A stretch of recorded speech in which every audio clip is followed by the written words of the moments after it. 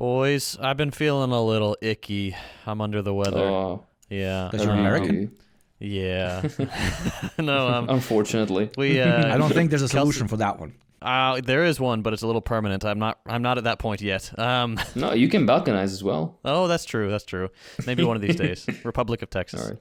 I could swallow you a bit better if you were just a Texan. Oh, you could. That was phrasing. Yeah, that was phrasing. Anyway. You always go down smooth, have you? Oh, shucks. Well, Kelsey's been taking Evie to the local library because they do like a... She can read already? Jesus Christ. Not really.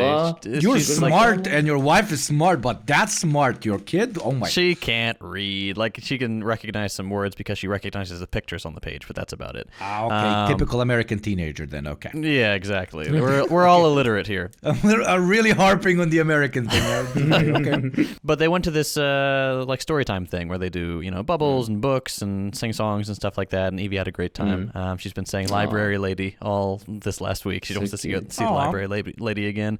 But of course, anytime there's a congregation of children, at least 50% of them are like hacking up a lung with some horrible illness that they have. So sex of disease. Yeah, Evie got it, then Kelsey got it.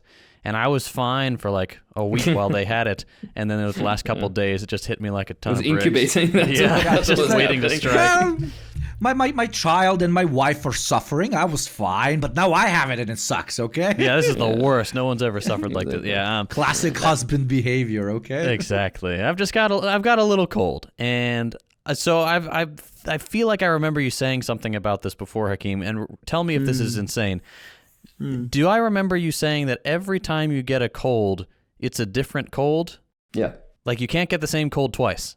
Yeah, there's over 200 different kinds of like quote unquote common cold viruses. And every time you get one, it's basically either a different one or a slightly different strain of one you've had earlier. That's why you feel like the symptoms are changing all the time. I think that was the question. Right. Yeah. I was like, what, are they evolving? Are these like, are they building them in the Chinese lab or something to fight their degenerate capitalist asses? But no, apparently there's a lot of them. They're a big family, okay? Exactly right. And the closer a particular strain is to one you've had earlier, the more mild the symptoms can be, and the inverse as well. It's a little more complicated than this, but this is a general idea. That's why also, for example, like you could be chilling and not be ill for a good 2-month period, but the second you go to a different location, for example, you travel to another country, then like the first 3 days you immediately get hit with something. Your system isn't used to all the new pathogens. No, that's actually Havana syndrome. Do you guys know that it's back? I just watched on stream a BBC fucking 1 million views piece, 10 minutes. This? It's back, dude. It's back, and they're interviewing this so like stupid. little Bond villain looking FBI lady, and she's like, I was sitting at home, and all of a sudden I heard a loud pinging noise, and my head started to hurt. I'm like, motherfucker, that's a migraine. The fuck are you talking about? Jesus It's fucking the brain Christ. ray. And the BBC lady interviewing all of these people, and there's a journalist. Like, imagine you went to school and like you wanted to become a respectable journalist, and they referred to him as an expert on Havana syndrome. Like that's your whole career. They just call you up to talk about the thing that you probably also believe isn't true. And they're interviewing this schmuck, right? And she's asking him all sorts of questions. She's like, do the Russians have the technology to build this out? Jeez. Why do we call it the Havana syndrome? Is this where the technology was built out originally? But at no point does she maybe think of saying, hey, headaches. Maybe this is not an actual thing that is being used against America, and even to an extent the State Department agrees, and the guy spins that by saying, these operatives that serve our country, they feel a bit let down by their leadership because they are ignoring their what they're saying that they're actually experiencing. They're denying their experience. Okay, they're being ableist against their fucking God. Fucking shoot me. But no, even if this existed, this is the worst thing to spend your military budget on that I've ever heard in my life. Imagine like the inconvenience 100 ray, Russian scientists, and 100 Cuban scientists like sitting in a lab, fucking spending billions, trillions of dollars on this, and then it just gives headaches to white people. Like fucking legendary. I remember reading about. I thought I've seen something about a CIA heart attack gun. Yeah. So I looked it up, and there's a CIA.gov like declassified report about the Soviet use of assassination and kidnapping. And they have this little sentence where like, these techniques frequently designated as executive action and known within the KGB as liquid affairs. And then they translate it like directly from Mokre Diela. Yeah. What a strange direct translation. But yeah, I'm looking up this fucking heart attack gun shit, and there's like podcast episodes and like other shit. I don't see any. Although they claim that the Soviet Union had also a heart attack gun. It's like when NASA did the space pen thing. They could write in space upside down. It's like, bro, you could just use a pencil. Why not just use a normal gun? The military budget has to go somewhere. But you gotta give it to the Ruskies. I don't know if some of the assassinations were done by them or just Western propaganda or whatever. But why do they always like do like extremely complicated attacks? Like there's guns. Okay? There's no innovation pistol, on the communism. like Okay. different like poisonings and like blah, blah, blah, blah. And I know every state around the world does it, but it's something I don't know. Probably like I'm orientalizing them to an extent. But the Ruskies are always doing some weird like chemical called Smegma 77. It makes you go purple before you die, and they put it in an umbrella and they like tap you on the bus. I'm like, dude, there's a gun and a silencer. What are you doing? My favorite two tidbits are, number one, the KGB cigarette pack, which once you open it, it's actually like 6 barrels of a gun and they all fire at the same time. that and also the time that they had some unnamed Cuban official who was gonna go and assassinate. He was convinced that he wanted to assassinate Castro, but then when the CIA brought him the poison dart gun or whatever that they had, it was like a bullet point pen with like a little needle in it, and then this guy was he was so cringed out. He was like, "This is the best you can do." Then afterwards, he lost contact with him, and he went back to being a regular official. Maybe these communists are better. Okay, Jesus. CIA produces worst assassination tool ever. Stops collaborating.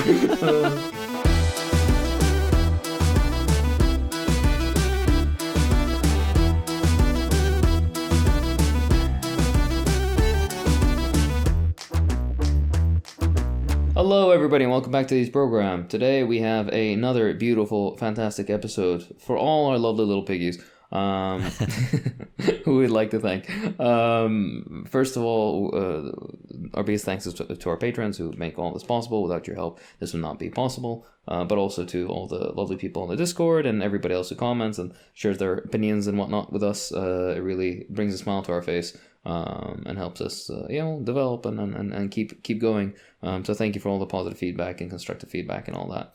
But yeah, today's episode is a kind of a theory light, I guess. It is about trade unions, but we're going to kind of go over basically the generic history of it, both good and bad examples historically, what is the capitalist perspective on the socialist theory and approach to unionization and whatnot. And then afterwards, we're going to get into the more fun stuff. At least in my opinion, which is the union busting stuff, what examples it takes, the place of unions within socialist society, etc., etc. JT will intro us with all the lovely historical information, so please take it away, Habibi. I love just for the listeners, Hakeem just greased his thick brown dick so hard because he was like, we're going to go through these parts that are not that interesting, and then we're going to talk about the interesting part. Guess which part Hakeem is covering. Yeah. Guess which part he's fucking covering. Yeah. Mine is also the shortest segment, but that's because I have all these fucking links that I sprinkle throughout. All right. Well, I guess I'll get started with my boring section. Before that, hold on. My topic is union busting techniques. Ooh. Could you please tell me about your busting techniques, JT? Ooh, please. Ooh. I'd like to bust with you boys as a union. All right. Let's start with a little basic The only union busting I like to do is our union when we bust. Oh. Bro, I just made that joke. That's the same damn joke. What? Okay. We know English speak. Šta pričaš me koji kurac? Keep both, please. Yeah, well. Oh my god. All right, let's start with a little basic information. One disclaimer up front. I'm just going to use the word union most of the time, but if you hear me say labor union or trade union, it all means the same thing. Americans tend to use labor union, and the goddamn European commies use trade union, but they are all interchangeable. It means the same stuff. Okay, so what is a union? The short version is pretty simple. A union... What about marriage, though? That is not as simple, I'll tell you what. The Marxist perspective towards marriage loses all listeners. Yeah, sorry, please. Anyway, a union is an organization of people, usually from the same industry, whose purpose is to improve the working conditions within that industry. So you've got unions for things like auto workers, medical personnel, actors and screenwriters, pretty much anything you can think of. While they all have demand... What? Cops. No, cops. Cops do not deserve a union. They're fake. Yeah. Cop union asterisk. That's not a union. It's just called a mob, okay? Just a legal mob, okay? That's what No kidding. Yeah, you see that post from, who was it? That one congressperson who was a cop at one point. He sent a picture of the New York police on their big old parade thing. He said, "Don't cross us, or don't ever cross us." Cross us. Yeah, fucking Don't losers. cross the boys in blue. Oh, I hate them so much. Such dorks, my God. They really are. Just aggrieved about everything. They feel so fragile. Anyway, they all have demands specific to their segment of the labor market, but they all share certain overarching goals, like better wages, safer working conditions, securing additional rights in the workplace, better benefits, preventing unjust termination, stuff like that. Unions have power because they're not just atomized individuals complaining about work. They have organizational structures, they have rules, legal teams, offices, funding, all the stuff that gives workers a fighting chance at winning concessions from the boss. Union leadership is elected by members, and funding is secured through fees called dues, usually paid annually. And this is one of the ways that the ruling class tries to get workers to oppose unions. They're like, oh, you have to pay for the privilege of going to meetings? Wouldn't you rather buy a PlayStation?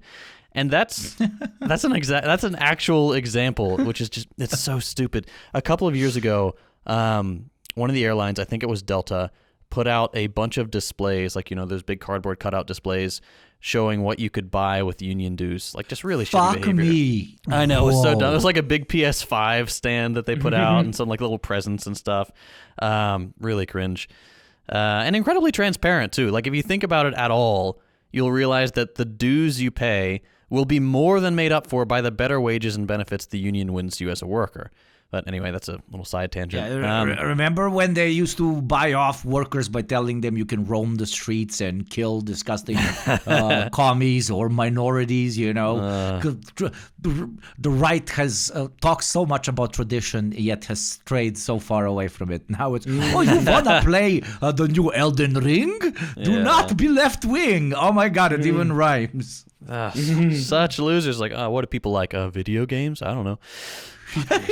Well, let's do a quick crash course on the history of unions. We shall begin in the year 2334 BCE, following the unification of the city-states of Assyria and Sumer by Sargon of Akkad into a single empire. I'm joking. I'm joking. We're not going to go back that far because that's for nerds, and I'm not a nerd. Man, Sargon has been alive for so long. Yeah, Boy dropped off so hard, bro.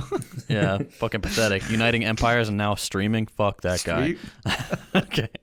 I'm joking. Anyway, Is he still alive even? Sorry, I don't know. The off tangent. I've never known who the guy is. In that regard, is he? Yeah, he joined UKIP and then failed when he got 23 votes. Oh wow! So you mean the internet isn't real life? Gamers don't vote. Cringe. Anyway, except you can trace for which next map to play on COD. Okay, I'm done. I'm sorry for interrupting you. No, you're good. You can trace at least some form of trade unionism back a long way. But for our purposes, we're going to stick to the modern interpretation. Unions, as we conceive of them today, started to gain traction when the U.S. was still a teeny tiny baby country.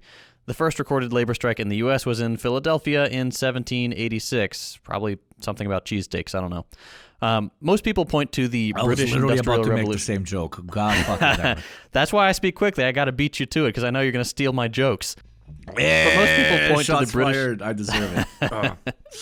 The British Industrial Revolution as the birthplace of the modern union, when masses of people moved from the countryside into the cities and began to organize among themselves in a factory setting for the first time. But it wasn't just because people were in a new environment. They had become an entirely new class of worker, a wage worker. Previously, you'd had farmers, craftspeople, serfs, and so on. But now you had a new kind of worker entirely dependent on the people who owned the factory and the machinery to do the work. Labor and capital. The people who sold their labor power and the people who owned the means of production and bought that labor power in exchange for a wage. This new arrangement was precarious. The workers had nothing to bargain with, and they didn't own the fruits of their labor. And so people figured out pretty quickly that they were powerless on their own, and so they started to form the first labor unions. Business owners and the government really didn't like the unions and routinely cracked down on them both legally through bills like the Sherman Antitrust Act and extrajudicially with beatings, shootings, and other forms of physical coercion. Despite wish you'd beat and shoot and otherwise physically coerce you, yeah. Exactly right. I got the fuzzy handcuffs for you, partner. I tell you what. Despite enormous persecution, unions quickly took root, and by the 1810s, we began to see the first cross-industry unions designed to organize people of different specializations. Over the next half-century, unions went through periods of more and less militancy, trying to find the balance that would win them the most concessions without getting completely steamrolled by the government and the police. It wasn't until 1872 that trade unions were officially legalized in England. This period also saw the growth of unions in other industrializing countries, like the US, France, and Germany. Union activity would expand across most of the industrialized world over the next few decades, with labor and capital coming to an uneasy peace, each recognizing that the other wasn't going anywhere for the time being, and each trying to outmaneuver the other through mostly legal means. Unions trying to win as much as they could for their members, and bosses trying to trim as much fat as possible to maximize profits. These two goals, obviously, are diametrically opposed. Now, let's take a look at two particular unions, the IWW and the AFL-CIO, because they represent excellent case studies at what good and bad unions look like. The AFL-CIO is the US's largest union federation, basically an umbrella union that supports a number of constituent unions, representing some 12 million workers. That sounds pretty good. The only problem is, they have a troubling track record of supporting the US government in destabilizing left-wing movements around the world, especially in Latin America. During the Cold War, the AFL-CIO was headed by rabid anti-communists, all of whom were dedicated to undermining the growth of proper left-wing union movements abroad. These guys were scumbags, to put it plainly, and not too bright, if I can give it my own opinion. They believed in what was called business unionism, the idea that getting rid of capitalism was a bad idea, and that instead they should work together with capitalists to improve the conditions of their workers. The obvious problem with that is what we mentioned before. The goals of labor and capital are diametrically opposed. If you don't get rid of capitalism, that contradiction will never be resolved, and capital will always maintain power over labor. But the AFL leadership had a different perspective. They figured that as long as the US had easy access to foreign markets and could generate higher profits by selling US goods abroad, US workers would see higher wages and more stable employment. This economic nationalism fueled a sort of xenophobic anti-solidarity among US workers. Big "they took our jobs" energy.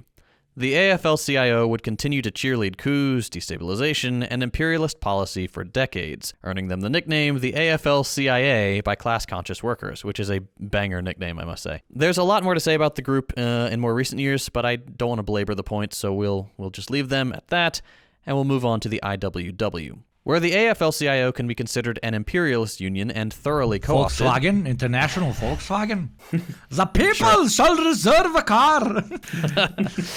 I wouldn't trust a Lebensraum Volkswagen. for our Volkswagen. Exactly. Yeah, that's not what we need. We don't need a Volkswagen union. Yeah, AFL-CIO can be considered imperialist and thoroughly co-opted. The IWW is a great example of what a labor union should look like under capitalism. The IWW, or Industrial Workers of the World, is a revolutionary general union, representing thousands of workers from various industries. They're not afraid of using radical language, and they recognize the importance of defending the rights of labor everywhere, rather than just at home. But I still don't get it. Do you get a Volkswagen when you join? That is VW, my friend, not WW. Okay, so it's like 4 V's, WW, so it's VVV. It's like Volkswagen squared. You get two Volkswagens when you join. If it's a bus, I will join. Fun fact, there's a guy in my neighborhood who has this gorgeous yellow VW bus that he's been working on for quite a while, and he got it running the other day and was driving it around. Oh, it's so pretty. Why aren't cars as cool as they used like to the be? pothead hippie one or a newer one? No, the hippie one, not the modern reinterpretation, not the electric one, but like a classic late 60s or early 70s. Oh, so pretty. That's always perfect sexy. condition. Yeah. Anyway, the organization almost went extinct during the first and especially the second Red Scare. The U.S. government cracked down hard. It was banned entirely in Canada.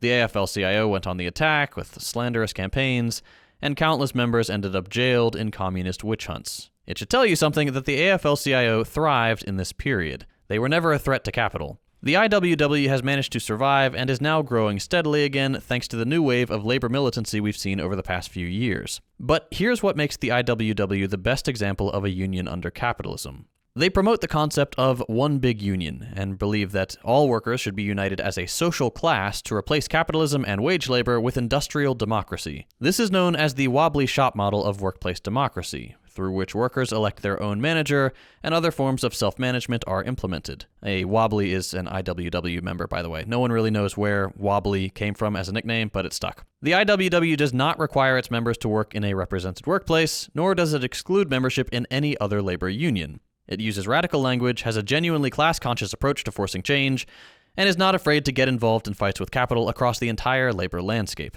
That's about as good as it gets under our current system. And that is about it for the history. We could go into, specific instances of union busting, but the long story short is that union organizers try to do something, they march, they strike, cops come in, murder a few people, beat everybody back into line. They might get a couple concessions here and there. And that's about it from the 1800s to today.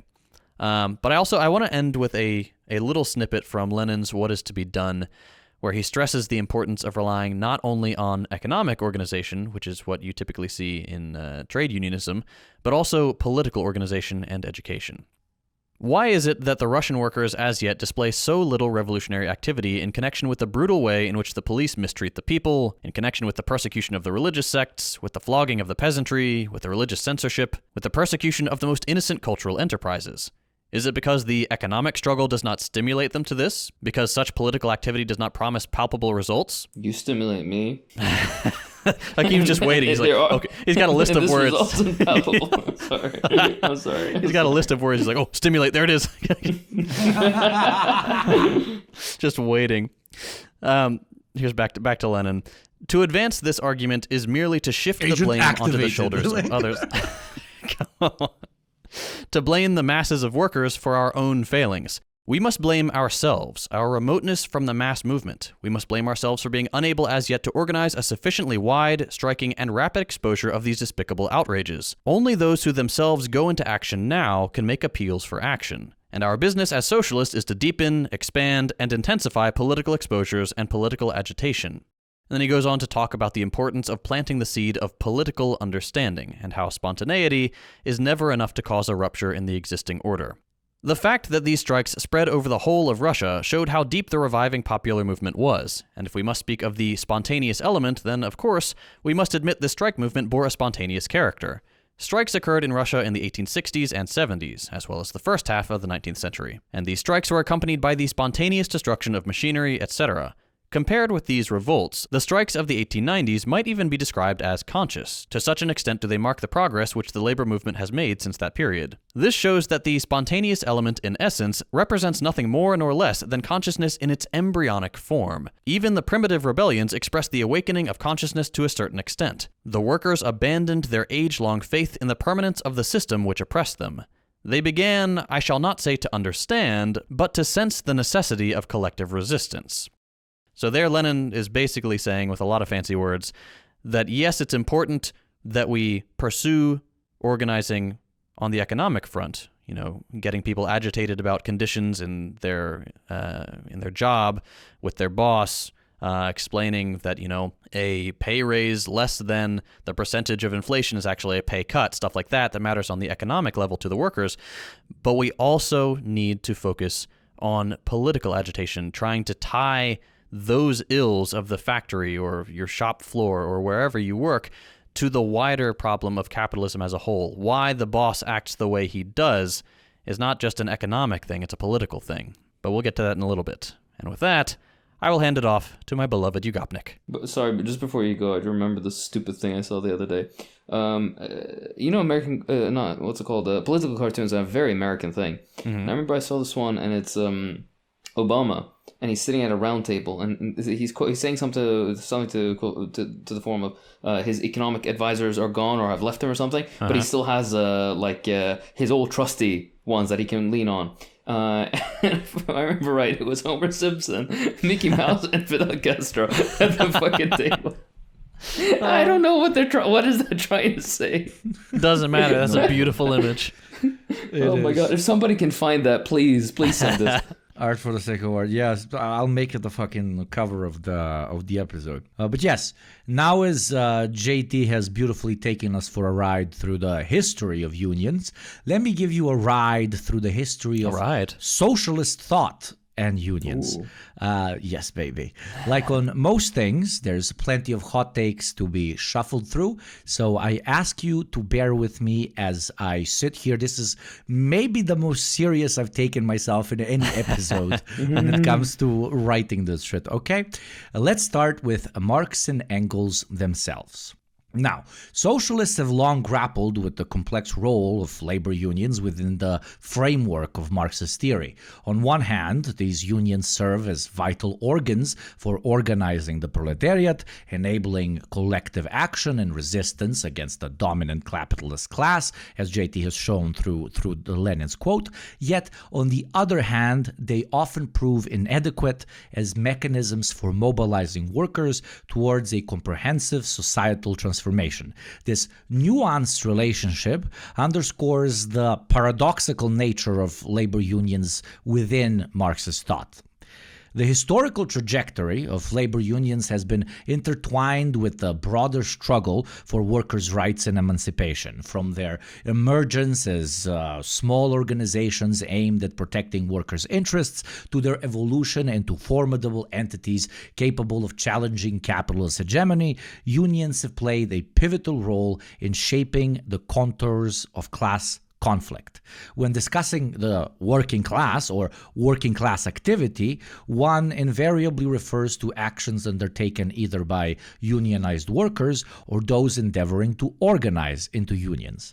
Nevertheless, despite their indispensability in facilitating working class solidarity, labor unions are not immune to critique within the Marxist circle. Their existence inherently affirms and perpetuates the prevailing capitalist social order. By functioning primarily as negotiators of wages, benefits, and workplace conditions within the capitalist framework, unions inevitably become kind of taken in by the reformist idea, seeking to ameliorate rather than eradicate the structural inadequacies inherent to the capitalist mode of production. This tension within labor unions is not merely theoretical. It manifests concretely in their operational dynamics. While some unions have exhibited radical tendencies, challenging the entrenched power structures of capital, others have adopted more conciliatory stances, basically giving up to the status quo and prioritizing incremental gains over revolutionary change. Moreover, the historical trajectory of unions has witnessed oscillations between insurgent mobilization and just bureaucratic entrenchment, further complicating their role in the broader class struggle. At the heart of Marxist debates surrounding labor unions lie four fundamental questions that interrogate their efficacy as instruments of class formation and revolutionary praxis. Firstly, To what extent do unions reflect existing relations of production and class struggle as opposed to actively shaping them? Secondly, under what conditions do unions enhance or hurt the advancement of class struggle? Thirdly, how do unions influence the formation of class identities, and how does this affect their scope of action? And lastly, what is the relationship between unions and politics, particularly concerning the transition from economic to political struggles? Marx and Engels, in their extensive writings on unions, grappled with these questions in the context of their own time.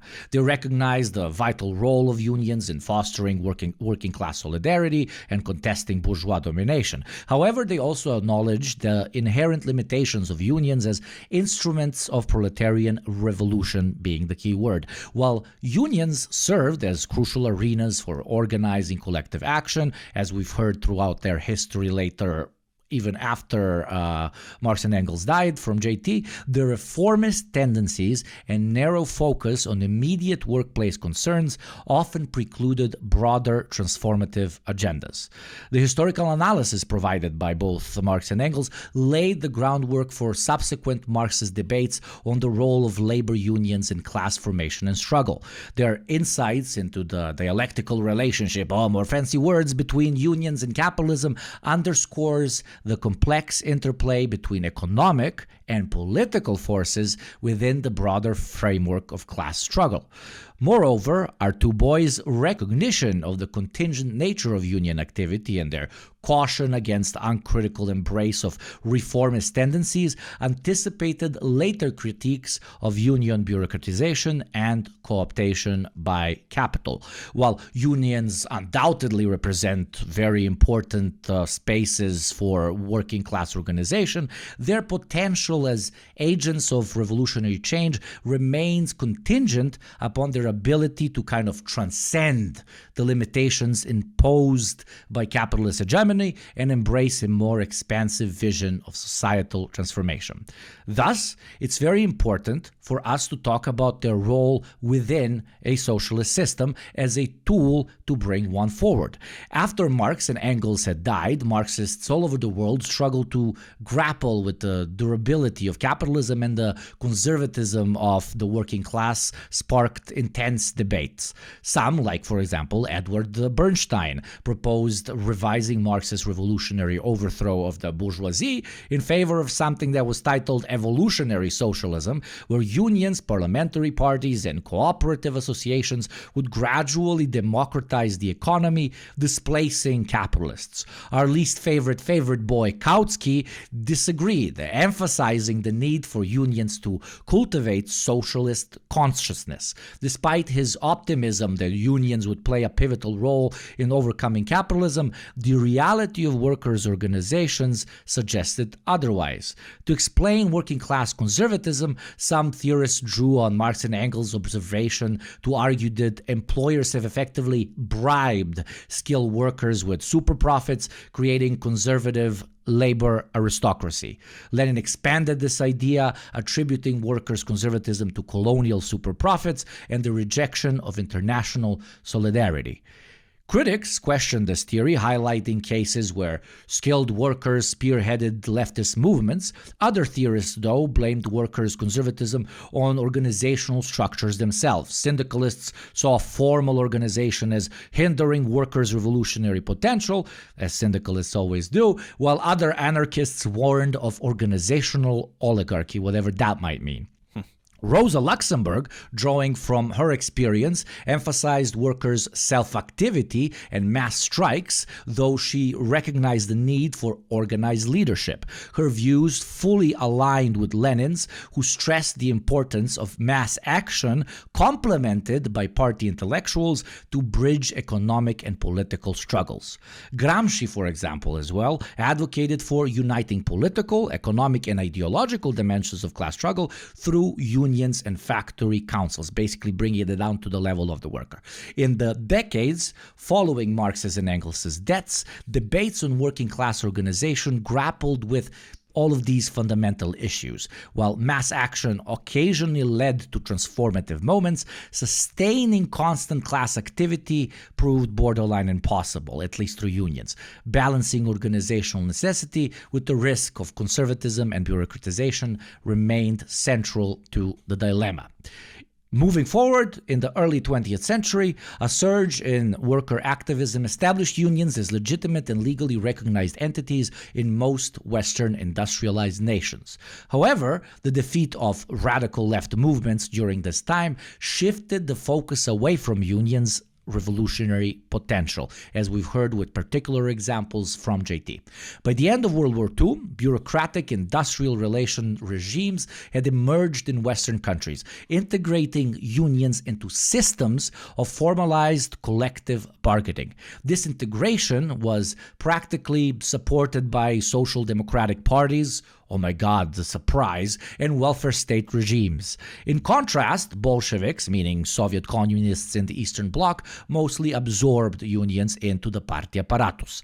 As JT said, the Cold War geopolitical landscape shaped relations between parties, unions, and states, constraining political discourse. This geopolitical tension limited union militancy, which again is very important, and pressured unions to become responsible social partners, quote unquote, meaning partners of the capitalist himself. Mainstream industrial relations scholars viewed unions post-war pacification as part of a natural maturing process, managing class divisions through industrial so-called pluralism. However, Marxists viewed these changes with unease, recognizing them as built on the defeat of pre-war workers' uprisings and broader socialist vision. They were pacified. Post-war gains were seen as the result of workers' accommodation within the capitalist system rather than revolutionary action. Some theorists argued that unions and the working class had been co-opted by the national bourgeoisie, while others contended that post-war changes had rendered the working class less revolutionary and even relevant. The debate over the key revolutionary agent, which I think is debated to this day, shifted back then at least towards students, intellectuals, and the global peasantry for many. Some tendencies, like the Cochranians in the United States, emphasized defending and improving union structures to mobilize workers collectively. They saw union democracy as essential for developing unity in action and transforming workers' consciousness. Right after World War II. The Cochranites. The Cochranites. I didn't want to say the word cock, but if you insist, okay. Right after World War II, the working class saw real material gains due to post-war economic growth.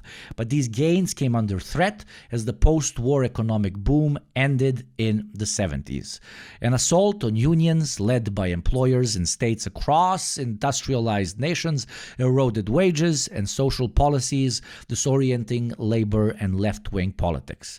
Communist parties declined, and social democratic parties abandoned commitments to the working class, moving towards liberalism. I think only through this analysis we saw social democrats betraying 5 to 6 times, like the least treasonous social democrat. Hey, Marxists grappled with the evolving role of unions and the potential for challenging capital throughout the existence of our beautiful idea.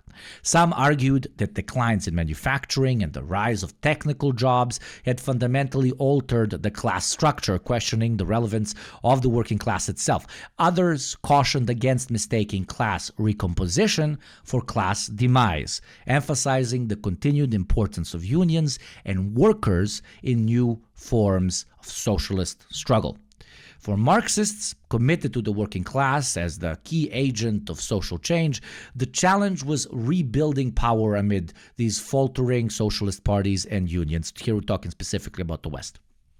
Strengthening rank-and-file organizations and cultivating a militant minority were proposed solutions, but efforts faced challenges like conservative union leadership and industrial decline. In the U.S., rank-and-file union reform caucuses emerged but had limited success, often absorbed into union leadership or fading with collapsing industries. Despite setbacks, though, these efforts defended the Marxist insight of the working class as the key agent of change and laid the groundwork for future organizing. So what's happening today? Well, after enduring 4 decades of decline and defeat, labor unions find themselves in a precarious position. With their political and economic aspirations constrained and the lofty goal that our daddies Marx and Engels gave seemingly distant. However, recent events offer glimmers of hope.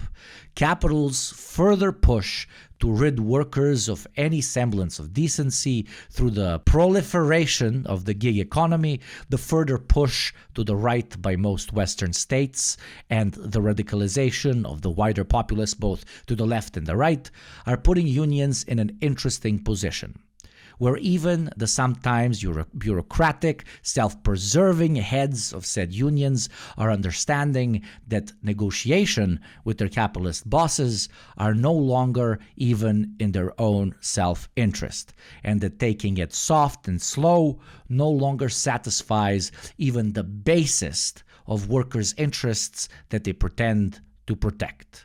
But I'll leave the future to the brilliant Hakim to handle. Habibi, thank you both for beautiful walkthroughs and wide spanning ideas, as well as other words that I was thinking of that can kind of sneak you molesting me through.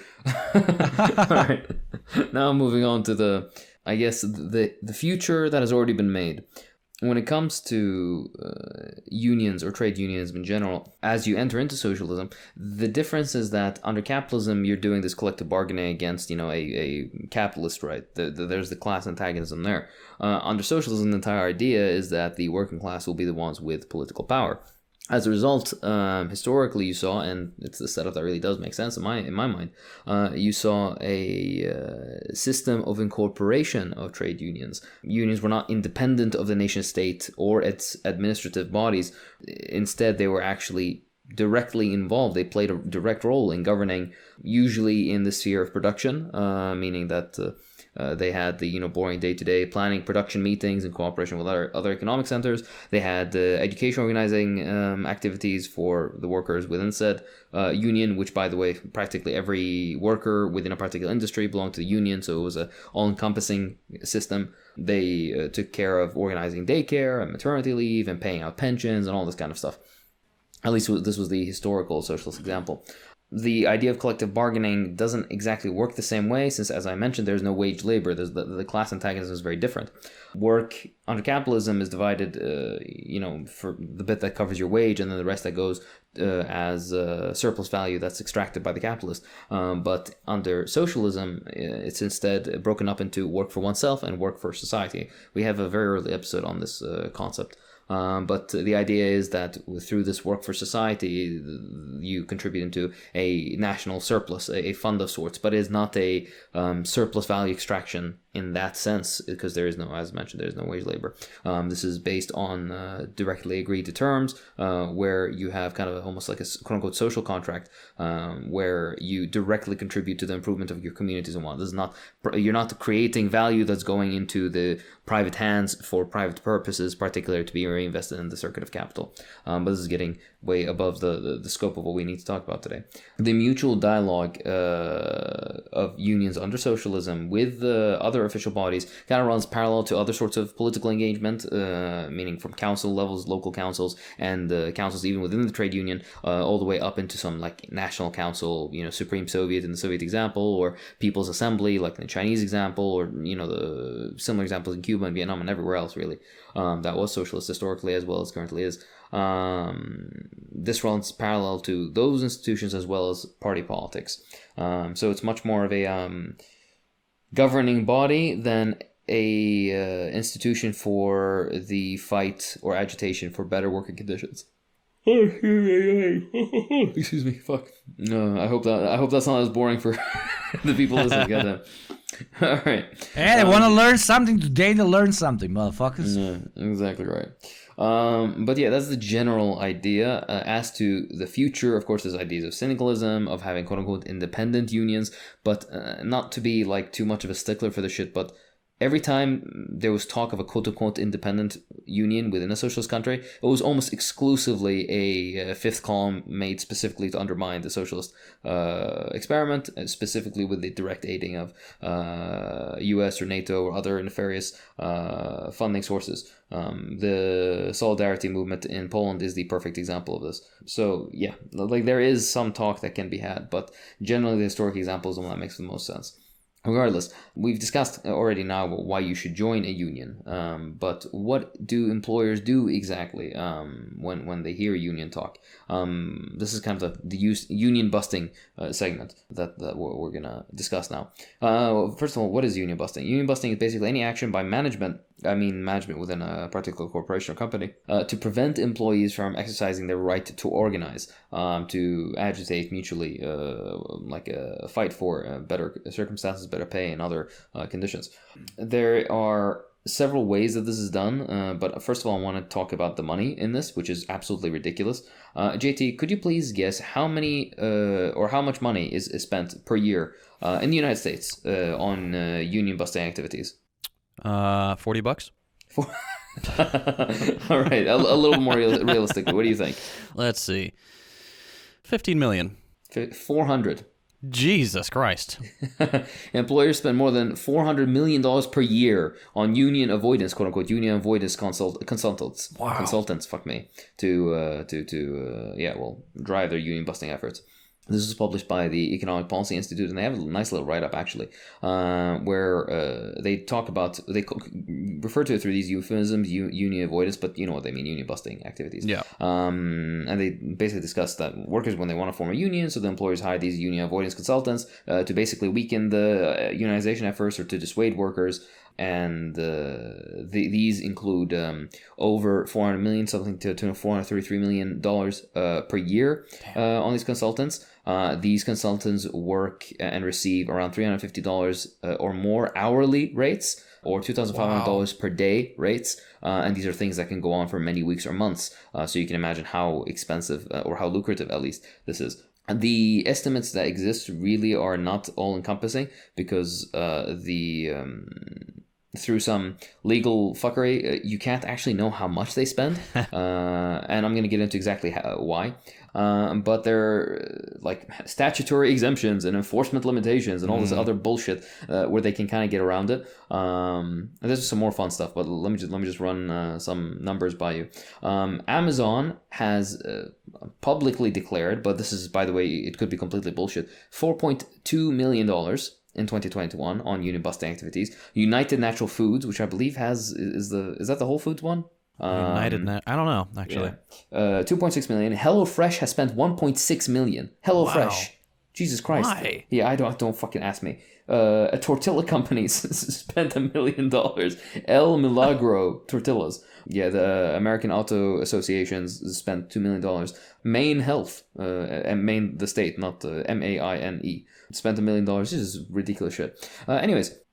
So basically, why is it, like, for example, in the US and some other countries, but particularly the US, why is it that they can get away with not actually specifying the amount of money that they spend on these union busting activities, particularly for these consultants? Because in the US, particularly, but also similarly in other countries, the law requires that employers and consultants, it requires that they disclose the agreements that they have between each other. But there's an exception if it's just advice. If you have them on on retainer just to kind of advise you every once in a while, then you don't need to report shit. Right, as long as nothing's pen to paper, which seems like a very stupid. Like you could have like a notebook, anyways.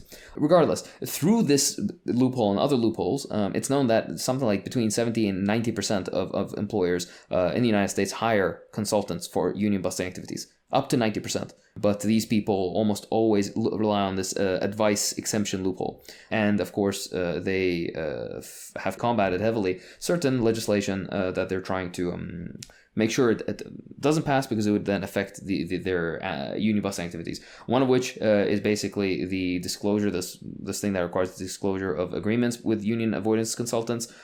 This is an act that was actually suggested, I believe it's called the Protecting the Right to Organize Act, which was, shot down. There's another one which basically was also shot down. It was a bill to settle union busting activities as non-tax exempt, which they currently are. Basically, an employer can hire a union busting consultant and that used as a tax write-off, which seems fucking ridiculous that you can do that. Another one is like that they don't have to report federally on this kind of stuff, which is also ridiculous. There's a bunch of these things. And let's get to the actual details. The most common tactics that people see. Number one, this is basically a recognized law in almost every country, and it is essentially a next to universal law internationally, which is a legal right to unionize. This exists across the world, essentially. In many countries, also, union busting activities are illegal, depending. So it's kind of like this fine line of who will you bribe enough through like campaign donations to kind of get them to look the other way. Anyways, the most common union busting tactics that they do is, of course, the aforementioned hiring of consultants or agencies where they spend hundreds of millions of dollars on these people, where they basically try to lie or manipulate or threaten workers who are just trying to exercise their rights. They will very commonly, and this is one of the advice things that they give, is the launching of AstroTurf campaigns against unionizing activities, which is this fake, like, quote-unquote homemade, attempt at pretending that there is a anti-union effort within the company or the whatever, like amongst these workers, when there really isn't. Is basically management just creating posters and leaflets and putting out stupid baked goods and whatnot. And then in relation with this, they parrot the same union busting consultant talking points, or they have these little pamphlets, anti-union literature pamphlets, which, by the way, there are certain services that you can go and buy and you look at these things and it's like, oh, look, Susan from accounting was the one who made this. But no, it's an actual like agency that has them printed out. It's so fucking, it's like, oh, place picture of your pet here, like just insane shit. But anyways, we should make some merch like that, but it should be pro union one and have people put up pictures of their pets. But anyways, so they'll have like these fake websites. They put advertisements in the communities, for example. They'll figure out where the greatest concentration of their workers live, and then they're going to be putting anti-union ads there as well. Ridiculous stuff like that. There's captive meetings or captive attention or presence meetings, where basically it's a mandatory, like every worker has to be present to watch and then answer questions correctly, quote unquote correctly, afterwards on union activities, where basically management will be like, hey, all of you will have to sit, you'll have to watch this anti-union video, and then you'll have to talk with this anti-union consultant, and then afterwards you'll get like a little test sheet and you need to fill it in, and you have to fill it in correctly, or otherwise they dock you. Certain things they try to punish you that way, which, by the way, is illegal, but it happens very frequently. Another one is the abusive ex making promises type of thing, like, oh, I'll never hurt you again, okay, I won't push you down the stairs, I promise. But then afterwards, there's no real change, there's nothing pen to paper. So they'll either tell you that things will improve, or they'll do superficial improvements without pen to paper agreements, so people will give up unionizing efforts because, like, oh yeah, we're seeing some improvements, and then they just go back to being basically the same garbage that they were before. This is a way of guaranteeing no real change. A better way of putting it is the only way to make sure that your employer is held accountable is through unionizing efforts and pen to paper. Other ones, this is a very frequent one in the United States and a bunch of other countries across Europe and even different parts of Africa, we've seen these. This employed extensively, which is delays. Stupid administrative bureaucratic delays. Union busting consultants usually will, it's like the number one advice that they give to employers is to delay as much as you possibly can. The reason is because delays can mean that the economic situation of workers trying to unionize can be hurt. It also means that the lawyers that the particular industries or companies employ will be able to work out some sort of loophole or to get a judge to rule in their favor or some bullshit like this. Or essentially they just kind of try to drag it out to the point that it makes it feel like unions are inefficacious. They won't get you anywhere. Of course, amongst these, you have the fewer, like more common quote-unquote ones, which is things like, oh, wait and see, like maybe the union activity won't get you anything. Let the other workers, like, try to set something up, but you set of workers who are slightly a higher echelon or something, like, you don't bother with this. And they try to kind of, like, divide the working class against each other. They get maybe sometimes some employees also to campaign against them. This is in relation to this AstroTurf point I mentioned. A particularly creepy one is one where they all of a sudden start taking major interest in you and your family, so they send you letters and like flowers and chocolate, hoping to fucking this stupid superficial shit. They're like, oh no, my employer cares about me. Sometimes they just go outright into breaking like the law. They'll be like, oh well, we're gonna dock your pay if you try to unionize, or you're gonna get fired if you unionize, or things like to that effect, which in many places is illegal. In the United States, it depends on the state, I believe. Yeah, because you have that cringe right to work nonsense, which by the way is such a two-faced and disgusting way of calling it. Yeah. It's such a confusing for the average person. Oh, right to work. That sounds good. That sounds really helpful. Nope, that's sick. My favorite one is if you go on the Union Busting Playbook website, which has a lot of information on organization and whatnot. It's a fairly useful website. They have a common bluffs, like section, and they write, Union Busters follow a script. That's why it's easy for us to tell you what to expect from them. Here are a few common lies busters tell to try to dissuade workers from organizing. Jesus Christ. It's a clunky sentence, right? It's not just it is. No, it's a clunky sentence. Okay. One of which is, please give me your natural reactions. Having a union will ruin our family work environment. Please give us another chance. Oh my God. I love the family talk. It's God, it's so gross. Oh, wow. You're telling me you're my racist uncle? Woo! Oh my God. But anyways, the what's it called? A general vibe of this is they either try to pull on emotions if you're in a small working group, or they try to go like, oh no, but we're so flexible here, meaning you're going to be able to work. But they're like, oh, but we're flexible. There'll be new rules. Everything will be so rigid. You won't be able to have like, an open door policy, all this nonsense, which is bullshit, of course. Particularly if they try to be like, if they insinuate that they're going to shut down operations because you're going to unionize, so they want to avoid unionization. This is against the law in many places across the world, including the United States. So them being like, oh, you'll ruin our family work environment, we might have to, like cut down, like this kind of stuff is basically illegal. They're just wording it in a particular way. They have that other bullshit, which is joining a union may involve you in violence. Oh, you're gonna go out and destroy property and start doing pot. Yeah, exactly right. Which is also nonsense. Unions, I mean, the only people who actually end up being violent are cops involved in anti-union activities. But anyways, other bullshit is just outright lies. They'll tell you the union can force you to strike, but when you strike, they won't support you, which is nonsense. Many unions have like a fund for paying people during the strike period. Number one. Number two, most unions, if not all unions, to my knowledge, decide on whether they should strike, when and how, by majority vote, etc., etc. So this is nonsense. Another one is the union's only interested in your money, and you can't afford union dues. This is the thing that JT and Nico mentioned earlier about the PS5 or whatever. This is also ridiculous because in the long term, like you guys said, if you were to unionize, you would get better pay and better benefits and all this kind of stuff, which in the long term will actually save you money or give you a higher real wage. So yeah, and also of course, you can look into the research on union members tend to have better treatment, generally at work, better work conditions, better pay, better benefits, etc. Regardless, if they try to threaten you, is another comment. We won't ever sign a union contract, even if you vote for a union. This is again, like I told you, it's illegal. And there's resources in every country regarding this. Usually the labor board of or the Ministry of Labor or something like that will have something. Otherwise, then you can pretty much rely on whatever left-wing or communist party is in your country. Not so much in the United States, but in other countries, because they're going to know the ins and outs of all this kind of stuff. Other stuff is like, the usual threats. You'll lose your job, or, oh, the union will control every facet of your life. Oh, this is fucking nonsense. I don't even need to bother. But I wanted to go through one last bit, which is the modern union busting attempts, and mostly how the capitalist state tries to protect industry. Of course, we're all well aware of Amazon, Starbucks, and all these others trying to prevent unionizing activities, and it's always a joke, right? It's like many millions, if not billions of dollars are spent on this, when instead of going into improving the actual lives of the workers. It's so fucking ridiculous. You'd think, right? But that just goes to show how much what's it called, surplus value they extract, just how much money they make from exploiting their workers. That's why they're willing to pay $400 million for union busting activities, because they're going to make more than $400 million from you not being unionized. That is frankly the biggest bit of evidence that you need to get unionized. Of course, many unionizing efforts recognize directly, like for example, Amazon and Starbucks frequently engage in illegal activity, meaning, like I told you, firing workers, closing down locations that have unionized or threatening to unionize, etc., which, like I mentioned, are illegal. But what successive right-wing governments in the United States, by the way, right-wing meaning both Democrat and Republican, there's no, it doesn't matter, none of them care.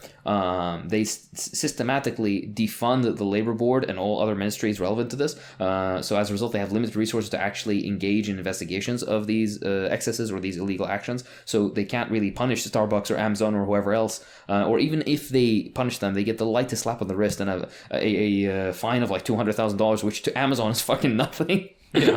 So anyway, it's not even the bill for one of their consultants. So anyways, there was one particular example that they gave in a Guardian article from the beginning of last year, where they mention a Chipotle restaurant in Augusta, Maine.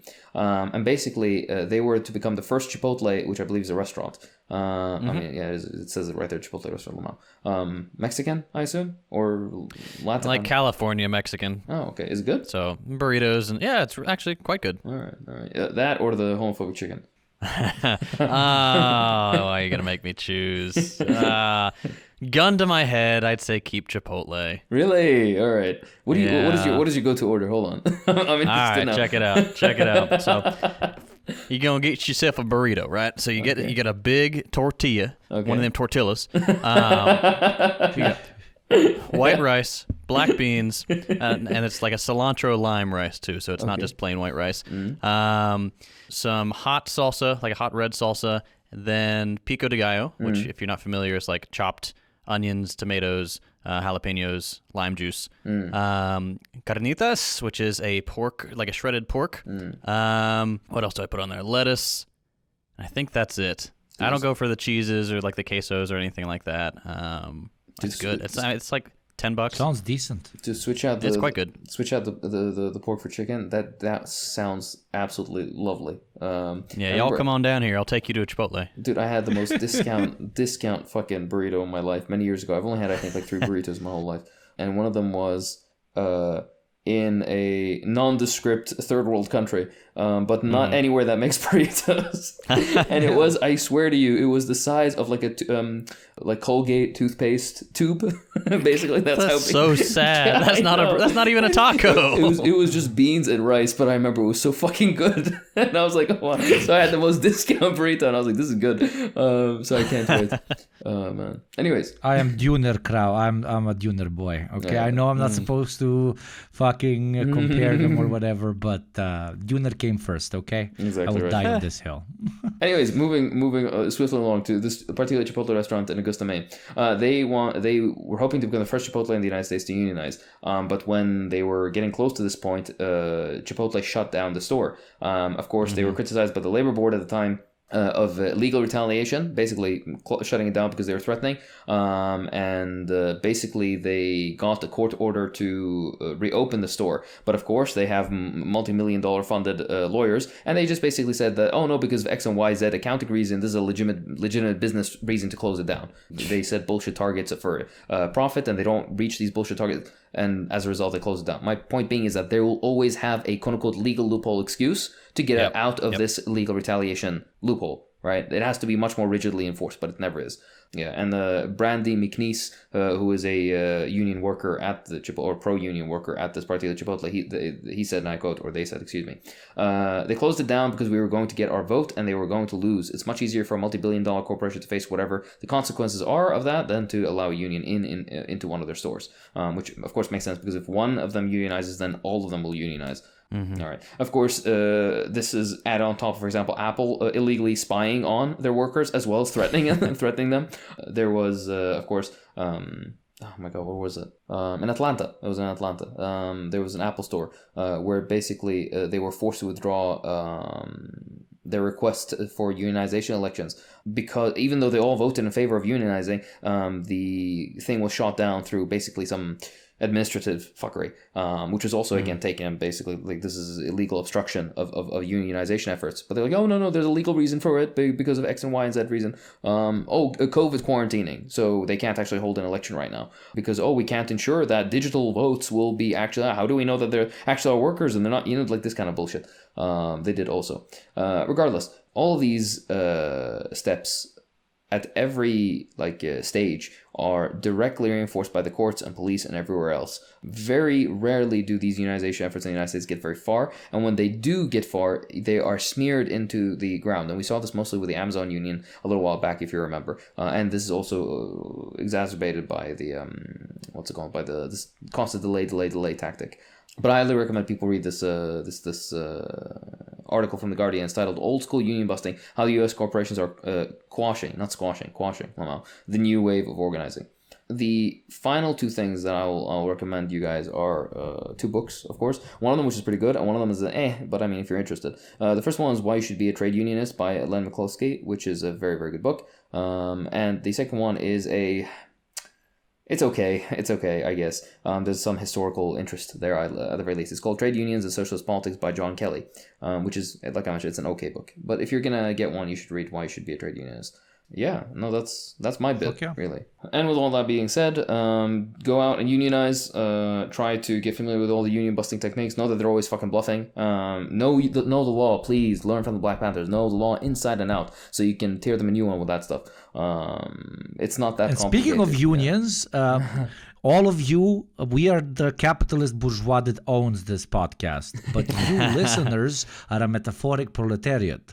And only for $5 a month or for a bit more, you can join our Patreon union, which allows you to make sure that we do everything right, while you keep getting a bunch of extra bonuses, because here at the Deprogram, we're a very rigid, evil corporation, and only those unionized get additional benefits, like early episodes, completely exclusive, 2 episodes a month, access to the Discord community, and even for higher tiers, access to us. So do consider becoming a patron. Exactly right. No, beautifully said. So please do check out the Patreon, check out our Discord. Come chat with us during our live Q&As once a month, all that kind of stuff. We're going to be trying to do some more live streams on the YouTube channel, so do check that out and keep an eye out for that. But yeah, with all that being said, this has been the Deprogram. I'm Hakeem. I'm JT. I'm a Yugopnik. I don't know why I did it that way. yeah. Juners for life, okay? Juners for life. In the great race war of Juners and burritos, I know where I stand. Just fade him out. Where? Slowly. Where do you stand? What?